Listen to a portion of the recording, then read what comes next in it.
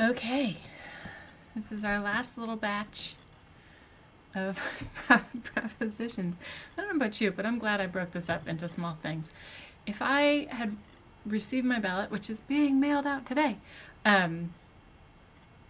don't know that I could take this all in a single sitting. I really don't. I really, really don't. I think these are huge issues, really, really big, and they matter.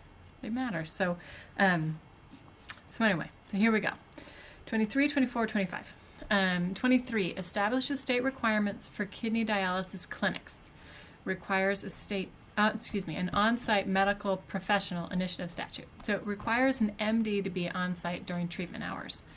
If there's not an MD available, so for like a rural area or something, you can file for an exemption and you can have a PA or a nurse practitioner. And then that exemption would last a year, and then after a year you'd have to re-up or figure it out. And it all goes through the California Department of Public Health. It requires reporting of any infections. I mean, it's pretty, yeah, they don't already? Like, what? So, okay.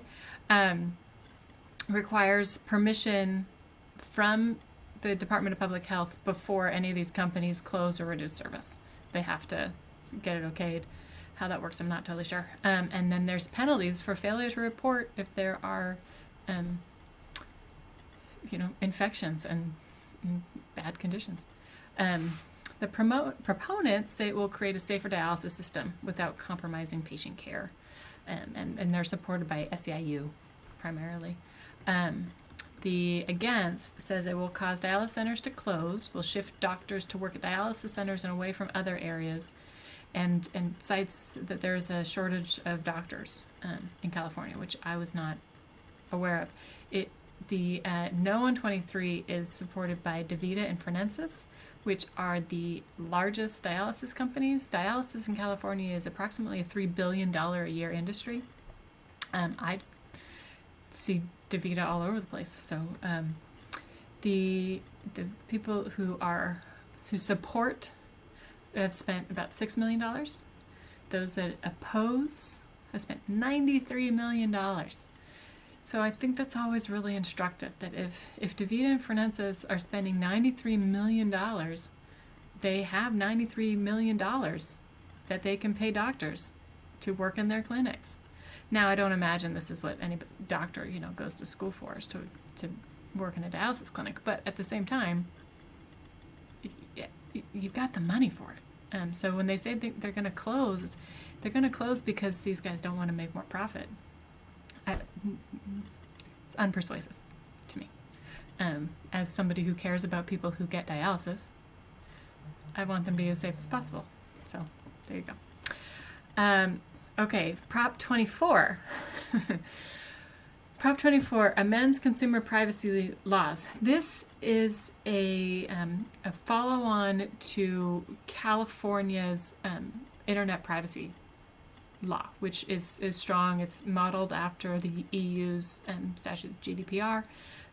It's strong. It's the reason why now we're seeing, when you go to a website, you see cookies that let you change your settings in the cookies, like what data they're collecting and what not. You can opt out of certain data. This is a follow-on to that. This one increases requirements on companies when collecting the data. Individuals can control what personal data the companies collect. They can correct the data that's been corrected, and they can limit what sensitive data is corrected. So like your ethnicity, race, etc. It creates an agency, a consumer protection agency for this type of stuff. It triples penalties on data for individuals under 16 and prohibits the retention of data for longer than it's necessary. Proponents say that it protects kids and grants more individual rights. And it's endorsed by state-level Democrats. So not federal-level Democrats, state-level Democrats, and quite a few of them, assembly members, state senate. The anti-group says that there's lots in the details that are giveaways to tech companies. The legislation itself is 52 pages. I did not read. So 52 pages. So they say it's too good to be true. The tech companies were apparently involved in writing the statute. So the anti-group is Dolores Huerta, California Nurses Association, Color of Change, ACLU, and the League of Women Voters. One of the really instructive parts of this research is that in terms of money spent, nobody spent much money. It's really, it's tiny, tiny money. And these are regulations that will impact the tech companies in California. So why would the tech companies not drop a dime? Anyway, so I think somebody's got their hand in the batter, and that's a red flag to me. It may be it sounds good. It sounds really, really good, but I think the devil may be in the details, and I'm not in the details with it, but just looking at the money alone, I don't know. Anyway, okay. 25. I'm getting much more opinionated in my later videos. I was really, really trying to be neutral in the first ones, and now it's just, I don't have time to care anymore, because the ballots are being mailed today. 25 is a referendum on a law that replaced money bail with a system based on public safety and flight risk. So because of a procedural, I don't know if it's a snafu or not, but because the governor signed SB 10, which eliminated money bail,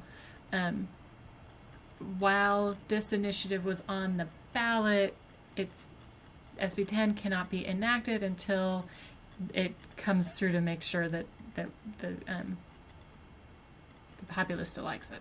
So that's why it's on. It passed through the legislature. It was signed by the governor, but now it apparently needs to be stamped and sealed by the voters. It changes holding procedures for pretrial defendants to eliminate cash bail and apply a risk assessment. So the people for it are all the Democrats up and down jurisdiction, and the SEIU. They say that money bail is discriminatory, because if you can afford to get out of jail, you get out of jail, and if you can't afford to get out of jail, you sit there. So and it has nothing to do with how dangerous you might be.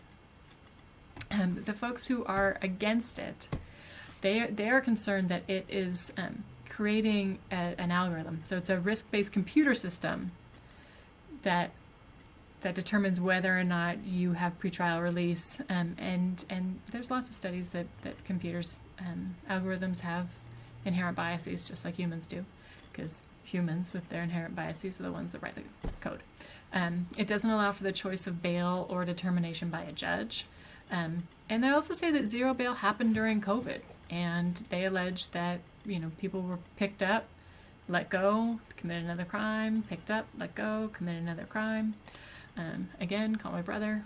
I don't know the reality on that or not, but I do know that the people who are against 25 are the bail industry, surprise, surprise, Orange County Board of Supervisors, and quite a few BIPOC chambers of commerce and the NAACP.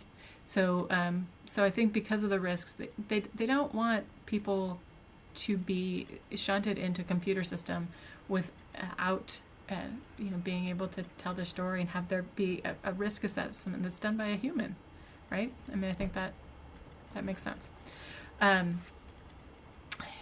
The money spent was in the 8-9 million, I think, but it's even money. So the folks who are supporting it, they have a background in anti-intergenerational poverty. It's money that's coming out of a philanthropy set up by some big tech people, and the folks who are against it are worried about impacts to BIPOC communities. So that makes sense. I don't know where I come down on that one either. So I'm still undecided on quite a few of these.